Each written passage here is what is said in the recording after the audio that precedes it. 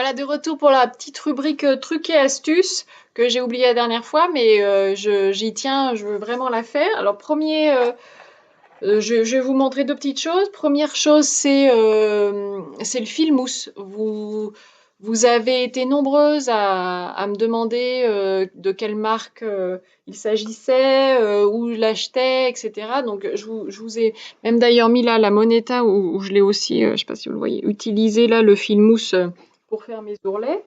Donc, je les achète à la maison de la machine à coudre à Grenoble.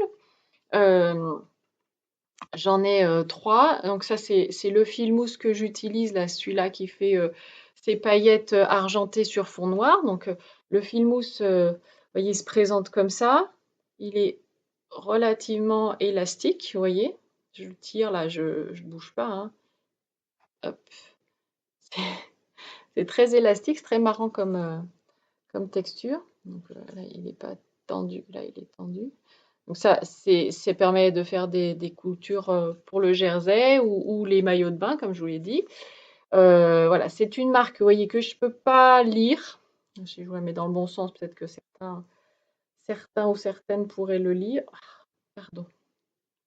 Voilà, pas bien douée la fille. Voilà, c'est une marque japonaise, c'est le coloris 505. Il y a relativement un bon métrage, hein, 25 grammes. Euh, il n'y a pas de métrage là-dessus. Bref. Euh, je l'ai depuis longtemps, je l'utilise beaucoup, j'en ai encore plein, vous voyez, ça va. Alors, on voit que quand même, je l'ai pas mal utilisé par rapport à mon violet, qui est la même marque, hein, mais où j'ai quand même beaucoup de choses. Donc, je les achète à la maison de la machine à coudre à Grenoble. Elle en a pas tout le temps, ça vient directement du Japon. Euh, on va pas se mentir, c'est relativement cher. Mais ouais, je l'utilise beaucoup et vous voyez, voilà, ça dure, hein, pas de souci. Donc j'en ai un noir, j'en ai un rose que j'utilise aussi beaucoup. Vous voyez, je l'ai pas mal débobiné pour ma fille, hein. Je fais à peu près la même chose, hein, que pour moi. Les ourlets, je les fais souvent avec ce fil rose qui brille. Là, les paillettes sont argentées. Et j'en ai un violet, mauve, on va dire, plutôt. À paillettes, pareil, même marque. Donc voilà mes 3 fils mousse à paillettes qui sont voilà, vraiment très sympas et très faciles à utiliser. Si je trouve un moyen, je vous montrerai comment les utiliser. Ah, ça, c'était les fils mousse. Premier petit truc. Alors, je voulais vous montrer un petit peu comment on utilise le fil mousse, pardon, fil mousse Lurex.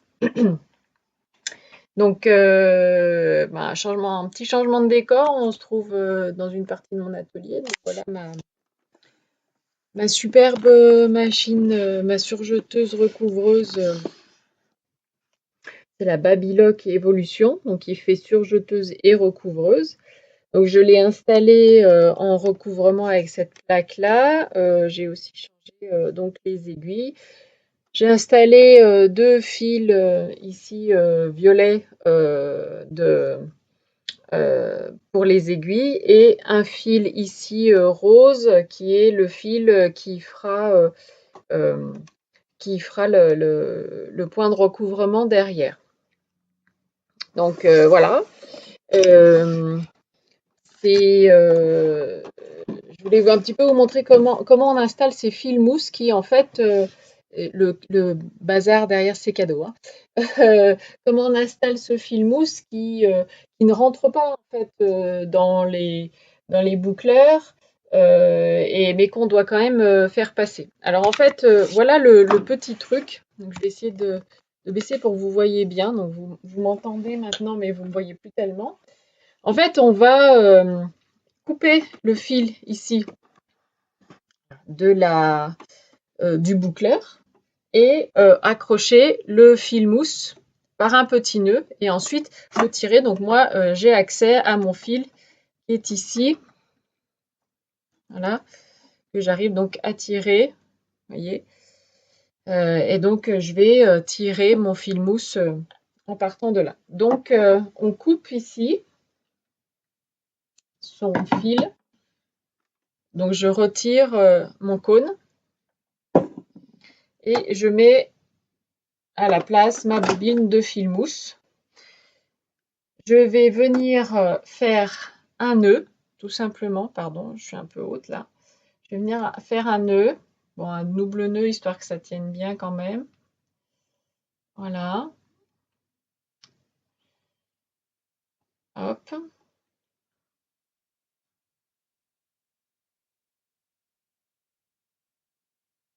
Voilà. Et donc, je vais prendre le fil. Donc, j'ai fait mon nœud, là, vous le voyez. Je vais prendre le fil ici de mon boucleur. Et je vais tirer dessus jusqu'à ce que mon fil mousse arrive. Donc, vous voyez, il commence ici, il est là. Vous ne le voyez pas. Mais voilà, il arrive, il est là. Il va pas... Là, il est en train de passer dans la machine. Donc, ça force un tout petit peu plus parce que je passe dans les tuyaux.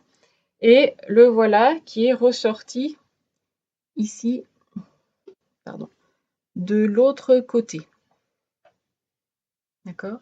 Voilà, il est sorti là avec le nœud que j'ai fait. Alors on peut faire ça, on peut faire cette technique-là si on n'a pas envie de renfiler. Donc là, je vais couper. J'enlève le fil que j'avais mis au départ et je garde mon fil mousse dans ma partie dédiée. On peut faire ça, pardon, aussi pour les autres, une surjeteuse par exemple, hein, si on n'a pas envie de réenfiler à chaque fois sa surjeteuse. Bon, moi, j'ai une Rolls, on va dire, je suis super contente. La Babylock a un enfil, on l'enfile par pression d'air, donc c'est très très simple. Mais quand j'avais une autre surjeteuse avant, fallait passer dans plusieurs endroits, ça pouvait être un petit peu fastidieux. Donc on peut faire exactement la même technique, c'est-à-dire couper, faire un nœud et tirer le fil par en dessous, ça marche également. Donc ensuite, ben, je voulais vous faire une petite démo de comment, la façon dont le fil se comporte et comment moi je l'utilise. Donc là, moi j'ai pris une chute d'un jersey lycra, enfin d'un jersey tout simple, d'un jersey de coton, pardon. Donc comme d'habitude, hein, on le plie en deux, mais ça vous le savez. Voilà, je vais venir ici, j'espère que vous allez à peu près voir. Donc je mets sous mon pied et puis bah, après, j'ai tendance à vous dire, eh ben allons-y, hein, on va coudre.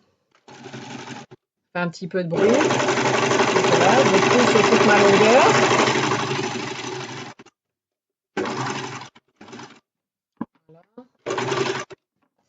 Donc sur le devant, sur le devant, alors on les voit pas très bien, je vous l'accorde.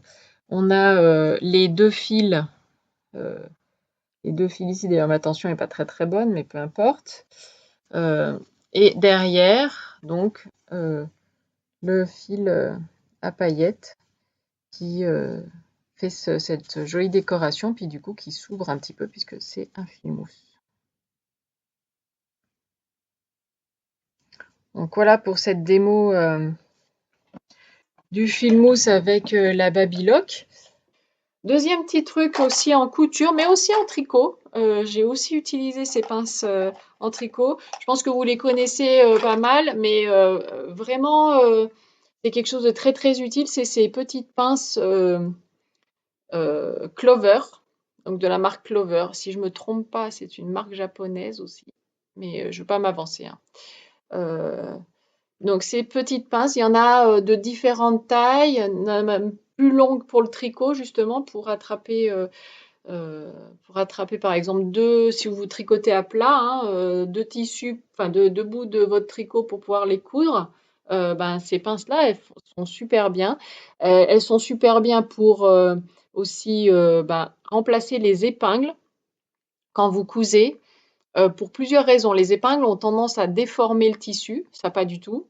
Les épingles aussi sont parfois, enfin sont souvent dangereuses dans les surjeteuses parce qu'on a tendance à les oublier et puis bah, il y a le couteau et on risque d'endommager le couteau, de se faire mal, de se faire des projections d'épingles et avec ça il n'y a pas de danger quoi. Là, vous arrivez contre, ben, vous êtes obligé de vous arrêter. Je les utilise aussi pour pincer notamment les plis de mes patrons. C'est quand vous pliez votre tissu en deux, vous mettez le patron sur la tranche. Ben, je mets cette petite pince-là plutôt qu'une épingle euh, pour couper parce que ça déforme pas. Ça déforme vraiment pas le tissu. Je vous montrerai peut-être aussi une utilisation possible, pardon. Euh, voilà. Et donc je les range dans une petite boîte que m'a fait ma fille à l'école pour la fête des mères. Très très très très très jolie. Oh, elle est jolie ma petite boîte. Donc je les mets toutes là-dedans. Voilà. Et je les utilise tout le temps quand je couds. Donc voilà mon petit truc et astuce aussi de couturière ou tricoteuse. Maintenant je voulais un petit peu vous montrer où est-ce que j'ai mis. Voilà, ici. Je voulais vous montrer ce que je vous expliquais tout à l'heure concernant l'épinglage justement. Alors vous voyez là sur mon, mon tissu en deux, je mets une épingle, donc ça, voilà, ça me fait un petit bourrelet. En revanche, si j'épingle, mettons ce côté-là, avec, je vais même faire une troisième épaisseur, avec ma pince, voilà, c'est c'est nickel, c'est tout droit, alors que là, tout de suite, ben, j'ai soit de ce côté-là, soit de ce côté-là, un petit décalage qui va se créer, alors qu'avec la pince, eh ben, voilà, ça c'est tout plat et c'est bien plus pratique pour tenir les tissus. Voilà, c'était juste pour compléter un tout petit peu la partie trucs et astuces. Euh, et puis, euh, et puis je voulais, euh,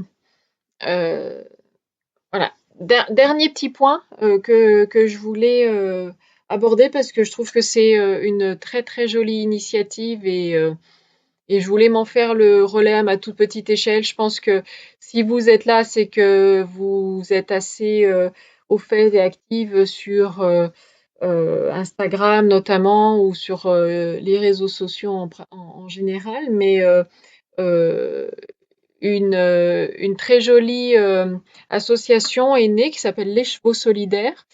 Euh, donc qui est qui est une association qui vise à collecter des fonds pour des maladies génétiques ou pas rares, et notamment la dysplaxie fibreuse.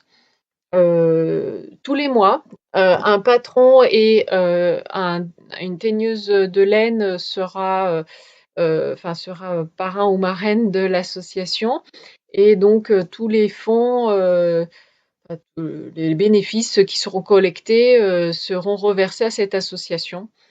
Euh, je l'ai pas encore fait pour être vraiment honnête, mais je vais acheter le patron de ce mois-ci. D'abord parce que c'est une très belle initiative et deuxièmement parce qu'il me plaît. Ça fait un moment que j'avais vu des tests de ce patron et que je le voyais pas sortir. Donc maintenant j'ai compris pourquoi. C'est le patron euh, de Marguenet, anciennement Maman Crotte, Marianne Meunier. Je vous mettrai en barre d'infos les renseignements sur le site web de Les Chevaux Solidaires. Et il y a une teigneuse aussi qui est Drelly's Color. Je connais pas du tout sa laine, mais qui aussi reverse un pourcentage de chiffre d'affaires. Donc ces deux partenaires-là sont pour le mois de mars. Il y aura à chaque fois, donc tous les mois, un partenaire différent et je trouve que c'est une belle initiative et puis un beau geste. Donc voilà, je vous engage, si le cœur vous en dit, de regarder un peu ce site et puis de faire partie de ces gens qui achètent le patron ou de la laine. Et il y a un CAL qui est lancé, il me semble, à partir d'aujourd'hui, si je ne me trompe pas sur Ravelry, donc pour tricoter ensemble le modèle. Alors moi, je vous l'ai dit, je suis full au niveau en cours, j'ai honte, je je vais pas y arriver, mais donc je participerai pas au CAL, mais j'ai acheté le patron et je le tricoterai certainement dans les mois à venir. En plus, je pense que cet épisode va s'appeler de mère en fille ou je ne sais quoi, parce que c'est un patron qui va de la taille enfant, bébé, je crois pas, mais en tout cas enfant à adulte. Donc c'est un modèle, c'est un pull qu'on peut tricoter en duo mère-fille, et donc ça génial. Voilà. Eh bien écoutez, retour à nos occupations et au cours normal de ce podcast. Voilà, eh ben, je pense qu'on va s'arrêter là pour aujourd'hui. Je vous remercie encore une fois de l'accueil que vous m'avez fait sur la toile. Euh, J'espère que ce podcast vous aura plu. Je réfléchis encore une fois à d'autres formats ou d'autres choses à vous montrer plutôt que là. Bon, c'était un podcast, un épisode un petit peu plus classique, peut-être. Mais j'avais pas mal de choses à vous montrer et à vous dire. Euh, je enfin, encore une fois, ça fait un peu bizarre, mais vraiment, vraiment, vraiment merci, merci de votre accueil. Je vous fais plein de bisous et je vous dis à bientôt. Au revoir!